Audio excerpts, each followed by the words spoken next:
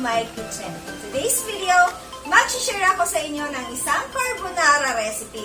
So ayan, before we start, kung bago kayo sa aking channel, don't forget to click the subscribe button and click the notification bell para lagi kayo updated sa aking mga new videos. At para sa ating mga kailangan at measurements, eto na ang ating mga ingredients. First, kailangan natin ng garlic, onion, red bell pepper, rock salt, water, cooking oil, sliced ham, bacon slice, jolly mushroom. So guys, imbis na water ang gagamitin ko, gagamit ako ng Jolly Cow fresh milk. So pwede rin kayong gumamit ng tubig lang. Next, ang ating pasta na gagamitin. So guys, para sa ating last ingredients, gagamit ako ng carbonara sauce instant mix from SHRIMPYLICIOUS. So guys, ayan lang yung ating mga kailangan sa paggawa ng ating carbonara recipe for today. Kaya, tara, samahan nyo na akong magluto.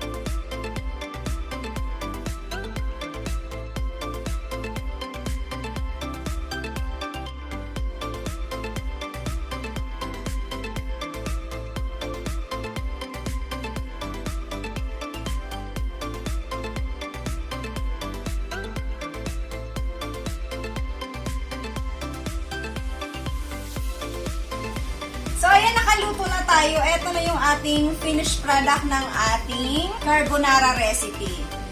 Ayan. Mag-taste test tayo ngayon. Tikman na natin itong carbonara na may carbonara sauce na instant mix from SHRIMPYLICIOUS.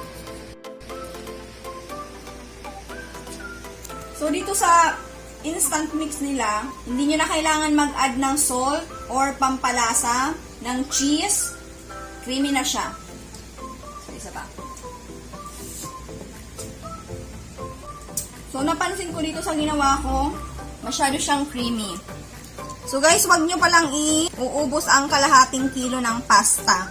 So, sakto lang itong isang pack ng SHRIMPYLICIOUS sa 1/4 kilo. Wala akong ginamit na seasoning at hindi rin akong gumamit ng salt. So, yung instant mix lang talaga ang nilagay ko. Naalala ko, hindi pala ako naglagay ng cheese. Pero masarap siya. No need na mag-add ng cheese. So guys, sana nag-enjoy kayo sa aking i-share na carbonara recipe from SHRIMPYLICIOUS. At para sa nagtatanong ng ating mga measurement, ilalagay ko sa ating description box sa baba. At para naman sa gusto mag-try ng mga SHRIMPYLICIOUS product, ilalagay ko ang kanilang link sa ating description box sa baba para matry nyo ang kanilang mga products. So ayan guys, thank you for watching and I hope to see you in my next video. See ya! Bye-bye!